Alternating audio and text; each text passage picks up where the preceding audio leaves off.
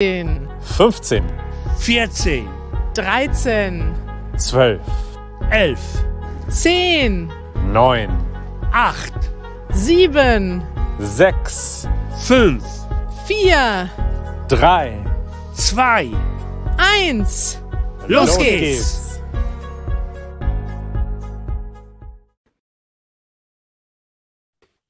Los geht's und herzlich willkommen bei Easy German Live. Schön, dass ihr alle dabei seid. Wir begrüßen euch bei YouTube und bei Facebook Live. Wir sind heute in Berlin live auf der Straße.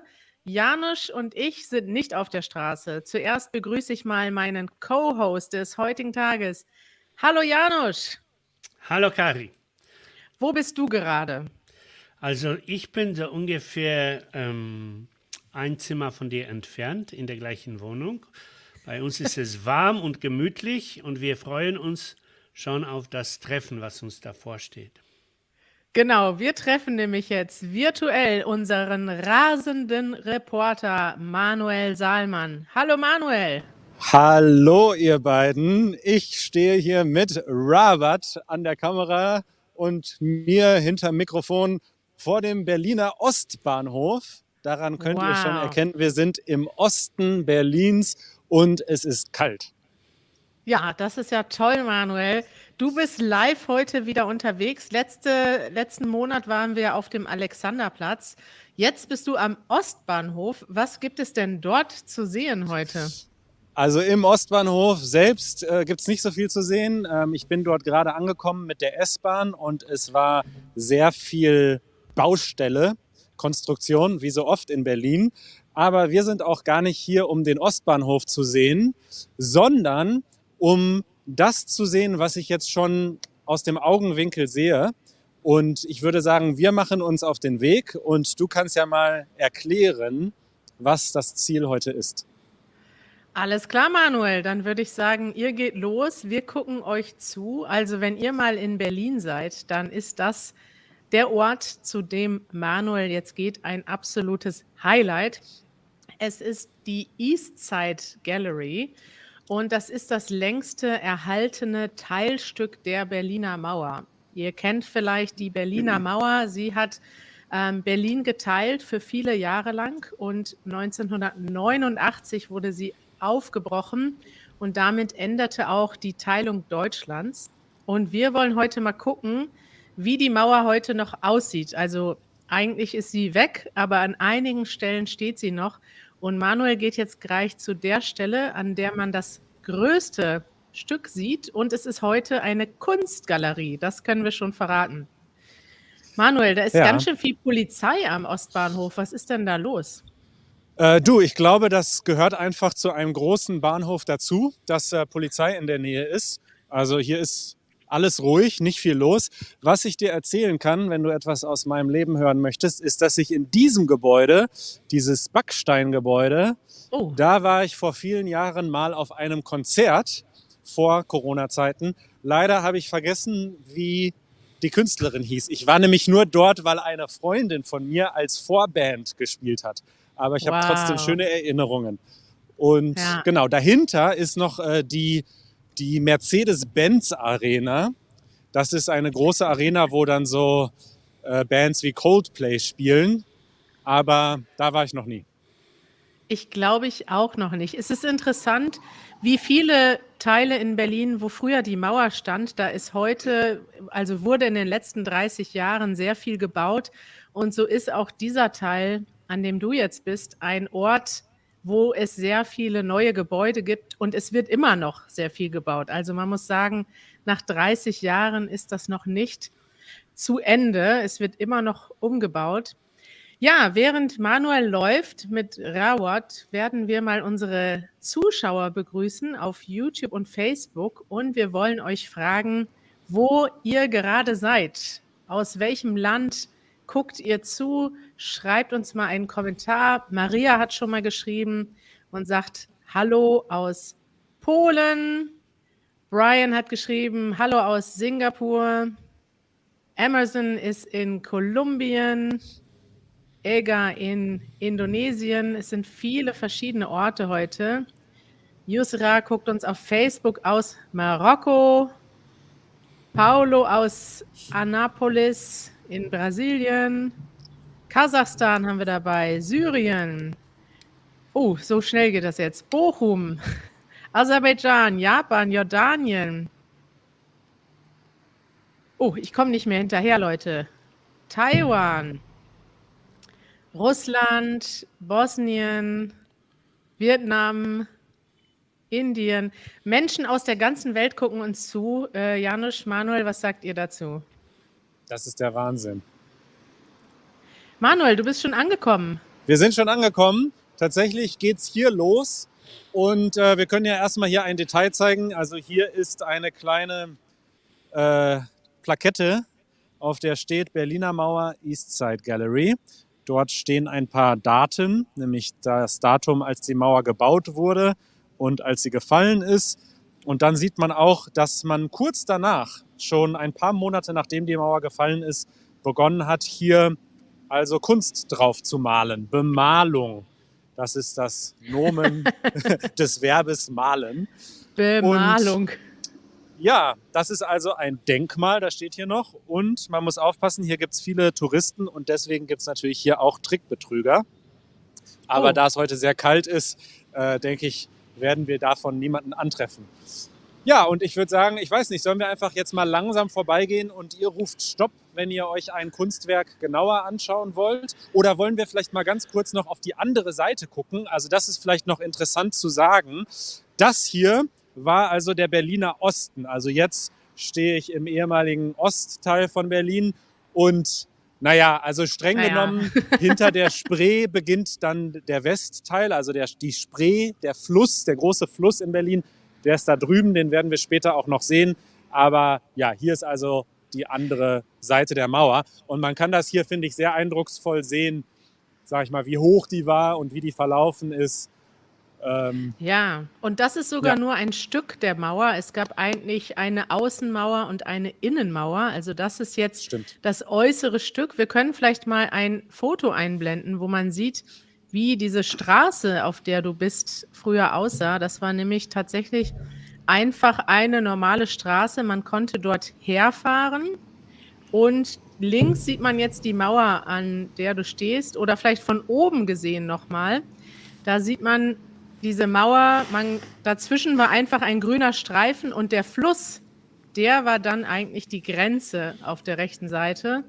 Und es gab also auch Menschen, die versucht haben, Berlin zu verlassen, indem sie über das Wasser, also geschwommen sind.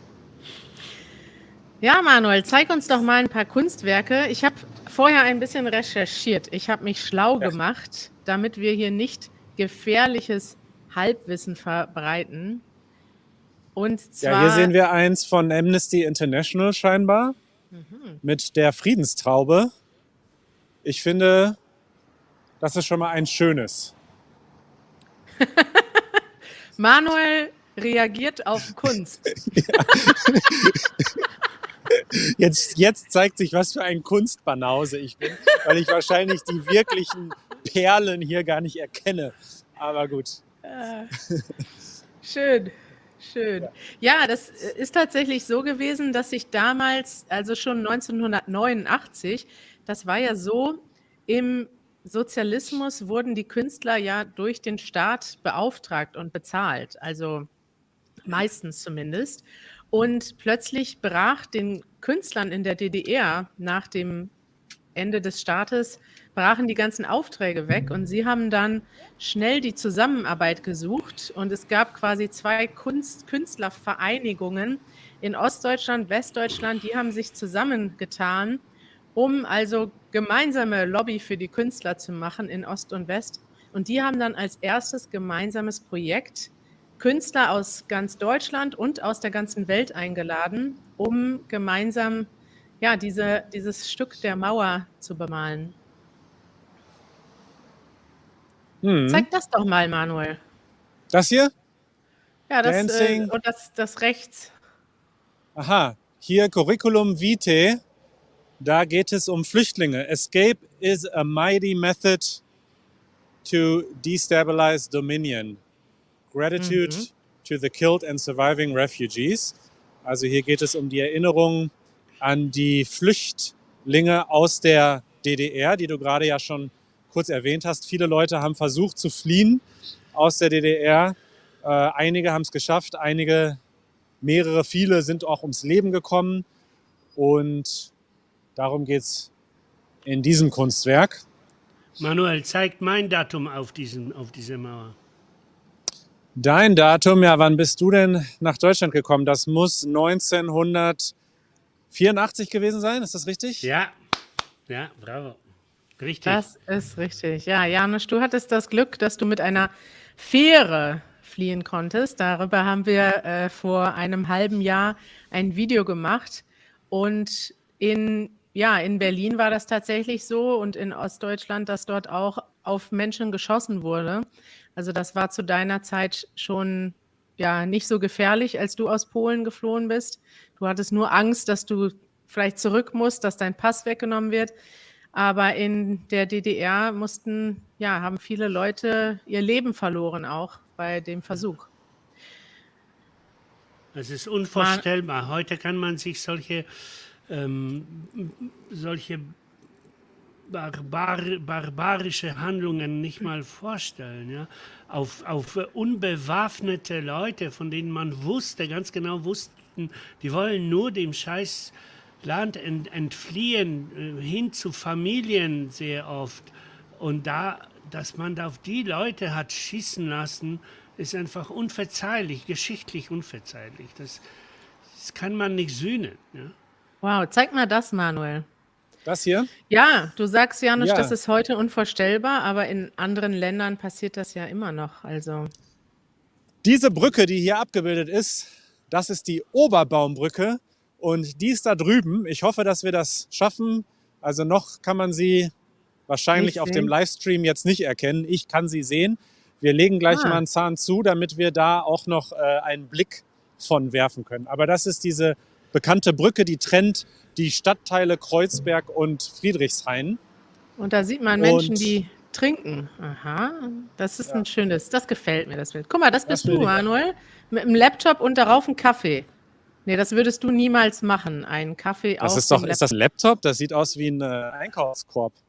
Ach, der hier. Ein Laptop, ja. Aber der raucht ja. Ich rauche doch nicht, Kari. Achso, nee, das auch nicht. Und ich würde auch nie meinen Kaffee auf meinen Laptop stellen. Das machst du. Das stimmt. Ja. Hier ist eine Frage, was sind diese Purple Pipes oder Poles? Die hat man eben gesehen. Ich weiß das tatsächlich auch nicht. Weißt du das? Ja, ich kann das sagen. Also ich weiß nicht genau, was jetzt der spezifische Zweck ist, aber die sind immer dafür da, um Wasser abzutransportieren. Also ich glaube, bei Baustellen, wenn man den Boden aushebt, also wenn man ein Loch quasi macht, um dort ein Gebäude zu bauen, dann trifft man auf viel Grundwasser und das muss weg. Und wenn man in der Nähe einen Fluss hat, so wie wir hier die Spree haben, dann wird das über diese Rohre in die Spree abgeleitet, das Wasser. Okay, da weißt du mehr als ich. Mohammed schreibt, ist es dort immer so ruhig, Manuel? Das würde ich auch gerne wissen. Ich denke im Sommer und natürlich auch gerade zu Zeiten, wo mehr Tourismus noch herrscht als jetzt. Vorsicht, Rabat, es kommen Fahrräder hinter dir. Gibt es hier natürlich viele Touristen. Also das ist ja eine der Hauptattraktionen in Berlin, die man sehen muss, wenn man Berlin besucht, ganz klar. Ja, also wenn man im Sommer an diesem Ort ist und wenn nicht Corona ist, dann ist dieser Bürgersteig, dieser Gehweg, auf dem du jetzt gehst, komplett voll, muss man sagen. Dann kann man nicht einfach alleine vor dem Bild stehen, sondern, oh, das ist doch ein schönes Bild. Ein Trabi, oder? Was ist das hier? Ja. Janusz, kannst du uns etwas erzählen zu diesem Auto? Oh, es war ein sehr ordentliches Auto, sehr fortschrittlich. Ohne Metall gebaut, das ganze Karosserie war aus Plastik. Darunter war ein kleiner Motor, so, aber der fuhr fuhr. Aber das Besondere daran ist, dass es nur dieses Auto gab in der DDR. Ja. Nein, absolut nicht. Es gab noch Wartburg. Es gab noch den Wartburg und die hatten noch irgendwas. Auf jeden Fall, man muss schon sagen, dass Ostdeutschland als Staat war der führende Staat in dem ganzen Ostblock. Also wirtschaftlich ging es denen noch am besten. Und zwar immer, ja. Ich weiß, irgendwann aufgrund irgendeiner Freundschaftsbekundung haben die Ostdeutsche erlaubt, den Polen ohne Visum nach Ostdeutschland zu fahren. Und die haben das aber schnell bedauert, weil die Polen dann quasi massenhaft eingefallen sind und alles weggekauft haben, was es zu kaufen gab. Aber naja, meine Mama und meine Oma ist mitgefahren als Dolmetscher, deshalb weiß ich das. Aha, das ist ja Und spannend. meine Oma hat auch erzählt, dass die ostdeutschen Verkäuferinnen oft ziemlich verärgert waren wegen dieser massenhaften Welle Einkauf. der einkaufswütigen Mitbrüder aus Polen, ja. Okay. Ja, man musste jahrelang warten auch auf so ein Auto, ne? Also Ja. war nicht ja, einfach. Ja. Na, absolut. Ja, das stimmt auch. Stavrola hat noch festgestellt, das Autokennzeichen auf dem Bild war vom 9. November 89, Ah, der Tag des Mauerfalls. Ist uns wieder nicht aufgefallen, das Detail. Min Chao möchte gerne wissen, was ist dein Lieblingsbild, Manuel? ehrlich gesagt weiß ich das noch nicht. Ich habe ja noch nicht alle gesehen und entscheide mich dann später, wenn das in Ordnung ist. Also bis jetzt fand ich das mit der Friedenstaube ganz schön. Fandest du schön. Oh, Ja. du bist jetzt in einem Tunnel? Was ist das? Ja, das passiert häufiger mal in Berlin. In Berlin wird immer viel gebaut und als Fußgänger und oft leider auch als Fahrradfahrer muss man dann durch so mega enge Tunnel fahren. Das ist wirklich gefährlich. Vorsicht, Rabat. Rabat wäre fast jetzt hier gegen das Ding gelaufen. Aber das gehört zum Leben in der Großstadt dazu, würde ich sagen. Komm, wir wechseln wieder. Verstehe. Manuel, Janusz hat mir gerade gesagt, dass mein Mikrofon knackt. Das würde ich gerne einmal testen. Stimmt das, dass das Mikrofon knackt? Das müssen die HörerInnen und ZuschauerInnen Schreibt uns mal einen Kommentar beurteilen. und Erik und Chris, die bei uns hinter den Kulissen sitzen, können uns auch einen Kommentar schreiben. Vielleicht hat nur Janusz dieses Problem gehört. Ich gehe mal zurück in die Kommentare und habe einen Kommentar von Steven. Er schreibt, ich finde es schade, dass eine mehrspurige Straße neben der Mauer ist. Der Gehweg sollte ausgeweitet werden. An manchen Tagen ist es zu eng und laut. Es ist doch so wahr, oder? Wie kann das sein? Es sind 1, 2 Spuren auf jeder Seite, dann nochmal eine Spur für parkende Autos. Und die ganzen Menschen, die sich dieses Stück Geschichte von Berlin anschauen wollen, die teilen sich ungefähr 3 Meter auf diesem Bürgersteig. Was ist denn das für eine Prioritätssetzung? Da wird übrigens gerade ein Auto abgeschleppt. Auch ganz spannend. Also zeig Guck mal. mal. Oh, Oder wird das so. da wieder hingesetzt? Wir wissen es nicht so genau. Vielleicht wird es auch abgeliefert. Sieht irgendwie so ein bisschen so aus, als würden die das hier parken. Naja, also Ja, immer das sieht spannend, gut aus. was hier so passiert. Also, Karen schreibt, nein, es knackt nicht. Ronaldo schreibt, Sendung ohne Probleme. Marcia schreibt, kein Problem mit dem Mikrofon. Und Alina schreibt, alles gut. Also, vielleicht hört nur Janusz das Knacken. Tja, Dann würde ich sagen, schade für Janusz, aber gut für alle anderen. ja. Manuel, diese Mauer ist ja viel länger noch, als ich dachte. Ja, und zwar 1,3 Kilometer und damit das längste Stück der Mauer, das noch überhaupt existiert und auch die längste Open-Air-Galerie der Welt, habe ich gelesen. Capero oder Caperot schreibt, wie kalt ist es dort, Manuel? 4 Grad Celsius. 4 Grad. Das ist für würdest du sagen, für Januar in Berlin kalt oder warm? Moderat.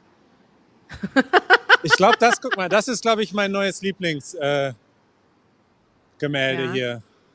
Das ist so richtig schön wild. Oh ja, Hier das steht ist noch sehr was. schön. Die Ja, Rechte an diesem Bild gehören mir, der Geschichte, der Mauer, der Wahrheit, Gott und allen Menschen. Das ist wirklich schön. Ich habe Und es ist eine schöne Frage von Wladislav. Er fragt, was denkt eigentlich die jüngere Generation über die Berliner Mauer und die Ereignisse vor der Wiedervereinigung von Deutschland? Manuel, da frage ich direkt mal dich. Du bist ja die jüngere Generation. Du bist 2 Jahre vor der Wiedervereinigung geboren. Du kennst nur das gemeinsame Deutschland. Was denkst du über diese Zeit? ich denke, dass das natürlich ein ziemlich trauriges Kapitel ist unserer Geschichte und gleichzeitig aber auch ein Teil unserer Geschichte, der Hoffnung stimmt, denn es gibt ja noch viele Mauern auf der Welt und die Teilung Deutschlands und dann die Wiedervereinigung hat bewiesen, dass das geht, dass man als geteiltes Volk oder als zwei Nationen, die sich gegenüberstehen, auch wieder zusammenkommen kann. Und da gibt es ja noch viele andere Länder auf der Welt, die darauf noch die Hoffnung haben. Ah, das hast du schön gesagt, Manuel. Danke. Hier ist übrigens die Mercedes-Benz-Arena, wo ich tatsächlich Coldplay-Tickets habe für dieses Jahr. Bin mal gespannt, ob das stattfinden kann. Toll. Sind wir jetzt gesponsert von Mercedes? Nein, und auch nicht von Coldplay, aber ich dachte, ich zeig's mal, was es hier so gibt. Wir haben einige Fragen bekommen, Manuel. Die werde ich jetzt mal vorlesen. Andres möchte gerne wissen, leidet die Mauer ab und zu unter Vandalismus? Wer schützt die Mauer? Ja, absolut. Sie leidet unter Vandalismus und natürlich auch einfach unter dem Wetter, unter Wettereinflüssen, denn es ist ja draußen hier. Und deswegen gibt es einen Verein, ich glaube, der steht hier auch irgendwo drauf, der sich quasi darum kümmert, das hier in Stand zu halten und auch die Kunstwerke. Es gibt hier Kunstwerke, die quasi schon seit 1990 hier sind. Das sind aber längst nicht mehr die Originalen. Also die mussten neu gemalt werden, weil das natürlich nicht hält über so viele Jahre. Ja, die wurden tatsächlich nochmal bemalt. Wenn wir gleich ein bekanntes Kunstwerk sehen, kann ich das mal zeigen. Ja. Daniele möchte wissen, gibt es noch Teile der Mauer, die noch nicht bemalt wurden? Auf diesem Stück nicht, nee. Da ist alles bemalt. Schon mehrfach bemalt. Aber es gibt noch ein anderes Stück, da können wir vielleicht in der Zukunft mal einen Livestream machen. An der Bernauer Straße gibt es eine Gedenkstätte und da sieht man tatsächlich noch die Originalmauer mit der Grenze. Oh, Manuel, du bist an einem besonderen Ort angekommen. Jo, und es gibt hier richtig eine Schlange, eine Fotoschlange. Ich glaube, ich muss mich mal einreihen, bis ich mich da vorstellen darf. Denn tatsächlich möchten alle ein Foto machen von diesem Kunstwerk. Aber da sich keiner hinstellt, mache ich das jetzt einfach mal. Und du kannst mal kurz erklären, worum es hier geht.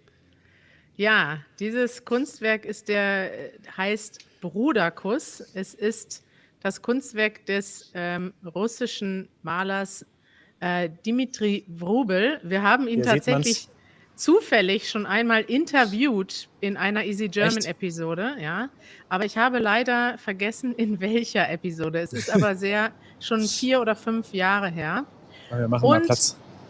Ja, dieses Bild, vielleicht kann Robert das gleich nochmal von Weitem zeigen. Es zeigt ein sowjetisches Ritual. Janusz, was sehen wir dort? Wir sehen dort 2 Staatsoberhäupter. Staatsoberhäupter, die sich einen rituellen Brüderkuss geben. Also wahrscheinlich ist der Brezhnev nach Ostdeutschland gekommen und Honecker hat ihn begrüßt und die haben sich so einen dicken Schmatzer auf die Lippen gegeben, auf den Mund. Und Ja. das befremdet uns heute so ein bisschen, aber damals war das ein Ritual. Damals war das so eine Visualisierung, dass wir Brüder sind und im Guten und im Schlechten. Ja, es gab richtig in der Sowjetunion ein Zeremoniell oder ein Protokoll, wie man sich begrüßt. Es gab ja auch bestimmte Begrüßungen so und man hat sich bei Staatsbesuchen, das war jetzt gerade Leonid Brezhnev, das russische Staatsoberhaupt, und Erich Honecker, Staatsoberhaupt der DDR, hat man sich so begrüßt. Ich möchte euch noch ein Bild zeigen, das wir vorbereitet haben. Und dort sieht man nämlich ganz gut auf diesem Bild, wie der Dmitri Wrubel dieses Bild nachzeichnet. Also er hat das 1990 im Original gemalt und 2009, also vor 13 Jahren, wurde diese Mauer restauriert. Und hier sieht man, wie er das Bild nochmal neu nachgezeichnet, übermalt hat quasi. Ich muss mich übrigens korrigieren. Es gibt doch noch freie Flächen, scheinbar. Aha. Also hier ist alles weiß. Ich hätte mal ein paar Sprühdosen mitbringen sollen. Dann hätte ich hier vielleicht ein Ganz Easy dicke German. Easy German. Ja. Genau, nee, weiß ich nicht, ob das hier selbst auch schon Kunst ist oder ob das eine Vorbereitung ist für ein weiteres Was steht denn da, neues Manuel? Kunstwerk. Da ist doch eine Das ist nur die Infotafel. gleiche Plakette hier von immer, wo drauf steht, wann die Ach so. Mauer gefallen ist. Also da steht nichts. Ja, gut, dann werden dort Ja. die nächsten Kunstwerke vorbereitet. Du kannst dich ja mal bewerben. B. Chris möchte wissen, gab es Tunnel unter der Mauer?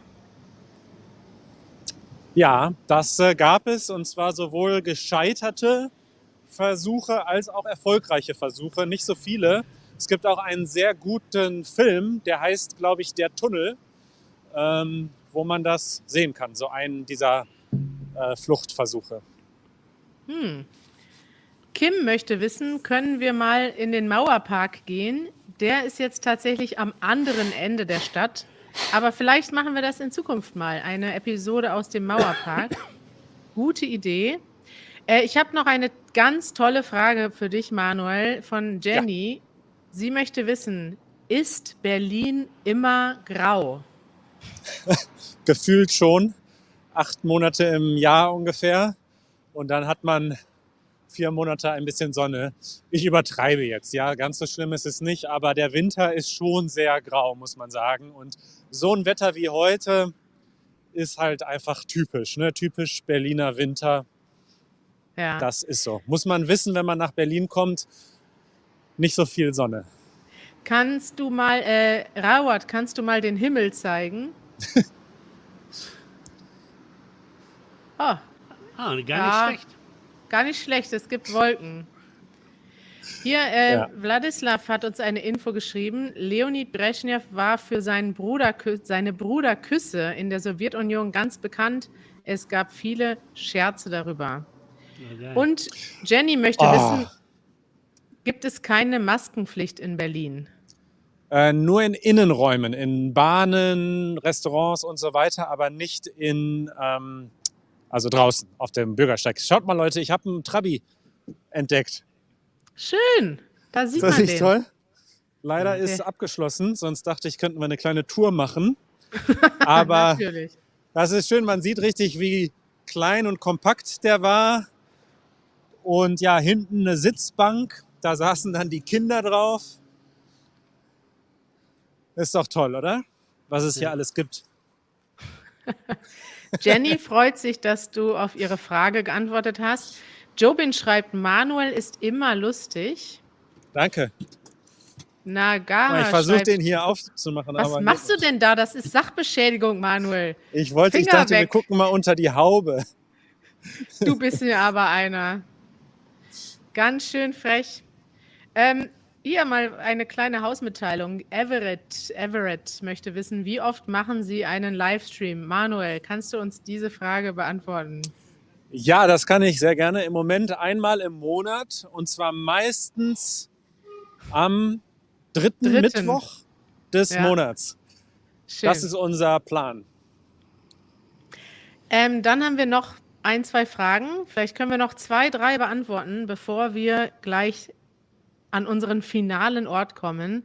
Ani möchte wissen, wer darf seine Kunst auf der Mauer verewigen? Jeder oder wird ausgewählt? Und wenn ja, wie und wer wählt aus? Ich glaube, so ganz genau wissen wir das nicht, wer die Kunst auswählt. Es gibt dort einen Verein, wie Manuel gerade schon gesagt hat, der sich um die Mauer kümmert. Und ich schätze, dass der Verein das auch auswählt. Also Manuel darf da jetzt nicht einfach malen auf der Mauer. Nein, definitiv nicht. Das ist Künstlern vorbehalten. Kari, ich bin schlecht vorbereitet. Wie kommen wir denn jetzt überhaupt auf die Brücke drauf? Müssen wir hier Ich in die glaube, du S-Bahn kommst oben gar nicht drauf, da fährt ja nur die U-Bahn. Aber du Ach kannst ja, unten. stimmt. Wir sind ja schon oben quasi. Ich dachte, wir könnten noch höher, aber da ist nur die U-Bahn. Was auch Das keinen ist Sinn macht. Es ist ja die U-Bahn, die müsste ja eigentlich unter. richtig. Aber das war Untergrund. gerade schon ein sehr schönes Bild, wie die gelbe U-Bahn über die Brücke gefahren ist. Ja. Ja, ich weiß nicht, wie ihr jetzt da drunter kommt. Wahrscheinlich müsst ihr jetzt zum Wasser laufen. Lauf doch mal da den Gehweg weiter, hinter dir. Nee, da drunter ja nicht. Wir gehen jetzt hier über die Ampel und dann schauen wir gleich mal, was es da hinten gibt. Das hier ist übrigens Universal, großes, wie sagt man, Musiklabel. Ja, Und genau, also nochmal zur Orientierung. Rechts von mir, also da hinten, hinter der Brücke, ist Kreuzberg. Und in diese Richtung ist Friedrichshain, sehr bekannt für die vielen Clubs, Techno-Clubs und sonstige Clubs. Party. Oh, da kommt die Party, Polizei. Party. Action. Polizei gehört natürlich auch immer dazu in Berlin. Leute, ich Genau. zeige euch noch mal ein Bild kurz, damit ihr seht, wo wir jetzt sind. Manuel ist die ganze Mauer entlang gelaufen und hinten rechts seht ihr eine Brücke. Und da ist Manuel jetzt. Und so sah das aus in den 80ern. Ich weiß nicht genau wann. Und jetzt bist du schon unter der Brücke. Richtig, es ist sehr dunkel hier. Ich weiß nicht, ob ihr überhaupt noch was seht. Ja. Aber genau, dieser Teil ist auch sehr bekannt, weil, also ich assoziiere mit dieser Brücke die Feiernden, die tatsächlich nachts in den Clubs sind und dann hier, also wenn man hier Samstag nachts um 3 ist, in Nicht-Corona-Zeiten, dann sind hier viele Betrunkene, die nach Hause gehen, würde ich sagen. Ja. Und das andere, was es hier gibt, ist ein wunderschöner Ausblick auf die Spree. Hier sieht man auch mal, wie weit, also wie breit die Spree überhaupt ist. Wow. Und genau, wir haben hier letztens noch eine Bootstour gemacht. Letztens Erinnerst ist du gut. dich? Das war im Oktober. Ja. Ja. Manuel, die Oberbaumbrücke wurde 1895 gebaut. Das Krass. ist schon länger her, ne? Ja. Übrigens, ich habe noch eine lustige Geschichte zu der Eastside Gallery. Ja. Die haben nämlich am Anfang Sponsoren gesucht oder die haben erstmal geguckt, wer ein Partner sein könnte. Und die amerikanische Botschaft hat dann vorgeschlagen oder die haben Sponsoren gesucht. Und das ganze Projekt sollte erstmal von McDonald's und Coca-Cola gesponsert werden. What? Und da haben dann aber die Künstler gesagt, nee, das passt nicht zu unserer Kunst und dann lieber kein Sponsoring. Das so ist ungefähr, ja so ungefähr war das. Janusz, wie fühlst du dich? Ja, sehr nostalgisch. Sind Wärst ja du meine jetzt Zeiten. auch gerne draußen mit Manuel? Heute nicht unbedingt, aber so in 4 Monaten, ja. Ah. Ja. Noch eine Frage von Siri. Gibt es in Berlin Gebäude, die vor dem Zweiten Weltkrieg gebaut wurden? Definitiv, viele. Also Klar. Manuel steht gerade auf einer Brücke, die wurde schon sehr weit vor dem Krieg gebaut. Ich wohne auch in einem Haus, das schon 127 Jahre alt ist, glaube ich, oder 117 oder so. Habe ich einen Brief vom Vermieter bekommen, wo das mit drin stand. Das ist auch schon sehr alt. Ja. Richtig. Und wir wohnen auch in einem Haus, was schon über 120 Jahre alt ist. Also das gibt es sehr oft. Manuel, wir kommen jetzt zu einem Ende. Wir haben noch viele Fragen bekommen. Zum Beispiel, wo wart ihr, als die Mauer gefallen ist? Viele Fragen zur Mauer. Ich würde sagen, die beantworten wir in einer anderen Episode, wo wir vielleicht nochmal zur Bernauer Straße gehen. Das ist die Gedenkstätte. Dort gibt es viele Informationen zur Flucht an der Mauer, zu dem Mauerfall selber. Und da können wir vielleicht nochmal ein bisschen mehr erzählen über diesen Teil der Geschichte. Sehr gerne. Und wenn ihr Fragen habt, könnt ihr uns auch immer Fragen schicken für unseren Podcast, easygerman.fm, denn Kari und ich, wir machen 2-mal in der Woche einen Podcast und dort beantworten wir auch immer gerne Fragen. Also da haben wir ja auch ein bisschen mehr Zeit. Absolut, so sieht es aus. easygerman.fm ist unser Podcast. Zum Schluss möchte ich mich noch bedanken bei dem ganzen Team. Manuel und Rawat, unsere rasenden Reporter, jetzt im Sonnenuntergang, schon fast dunkel. Janusz hier bei mir in der Wohnung nebenan. Und dann haben wir noch Chris und Erik, die uns hinter den Kulissen geholfen haben. Und wir möchten uns bedanken bei all unseren Mitgliedern, die uns dieses Projekt ermöglichen, die uns unterstützen. Das sind unsere Patrons. Wenn ihr auch mitmachen möchtet als Mitglied, dann meldet euch gerne mal an. Hier unten wird jetzt der Link angemeldet. Und da könnt ihr ein Teil von Easy German werden. Ihr könnt mit uns chatten, ihr könnt Übungen machen zu unseren Videos, ihr könnt Transkripte bekommen zu Videos und zum Podcast und vieles mehr. Und wir freuen uns darüber. Manuel, wann werden wir wieder auf die Straße gehen? In einem Monat. Und stimmt wo das? gehen wir? Das stimmt, aber wo gehen wir dann hin? Was machen wir dann? Ich verrate jetzt ein Geheimnis. Wir entscheiden das immer mega spontan. Wir haben das, glaube ich, vor 2 Tagen entschieden, was wir heute machen und dementsprechend wissen wir das noch nicht. Aber ihr könnt uns ja Vorschläge schicken. Was wollt ihr sehen in Berlin? Und wir freuen uns und schauen uns das an. Das finde ich gut. Schreibt uns mal einen Vorschlag. Wir haben ja schon einige Ideen gesammelt. Wir werden noch mal zum Mauerpark gehen. Wir werden bestimmt noch mal zur Bernauer Straße gehen. Welche anderen Orte möchtet ihr in Berlin sehen? Schreibt uns einen Kommentar unter dieses Video. Und jetzt sage ich, ich bedanke mich bei euch. Wir haben viele schöne Kommentare bekommen. Danke, dass ihr zugesehen habt. Und bis bald, liebe Leute. Bis bald. Wunderschönes Bild da im Hintergrund, Manuel. Ciao. Ciao. Ciao.